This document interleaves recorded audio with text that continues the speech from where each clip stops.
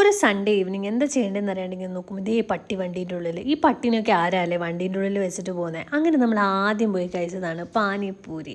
അപ്പോൾ പാനിപ്പൂരി ആണല്ലോ നമുക്ക് സ്റ്റാർട്ട് ചെയ്യാൻ എന്തിനും കൊണ്ടും നല്ലത്. അങ്ങനെ ഒരു പാനിപ്പൂരി കഴിച്ചാൽ തന്നെ നമ്മുടെ പകുതി ക്രേവിങ്സ് നടക്കും. വെറുതെ വീട്ടിലിരുന്ന ഒരു ജാതി ക്രേവിങ്സാണ്. എന്താ കഴിക്കണ്ടേ എന്തായാലും ബാംഗ്ലൂരിൽ നിന്ന് പുറത്തിറങ്ങിയാൽ 1000 രൂപയിൽ കുറവ് പൊട്ടില്ല. കാരണം ഭയങ്കര ചിലവാണ്, എക്സ്പെൻസ്. അങ്ങനെ പാനിപ്പൂരി കഴിച്ചു.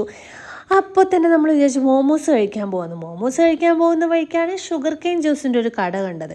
അപ്പോൾ പിന്നെ ഒരു ഷുഗർ കെയിൻ ജ്യൂസ് കുടിച്ചിട്ടാവാനായി. അപ്പോൾ തന്നെ പോയി 30 രൂപ അവിടെയും. അങ്ങനെ നേരെ പോയി മോമോസ് കഴിച്ചപ്പോൾ അവിടെയും ഒരു 90 രൂപ പൊട്ടിച്ചു. പനീർ മോമോസാണ് നമ്മൾ കഴിച്ചത്. പിന്നെ കുറച്ച് പാർസലും മേടിച്ചു.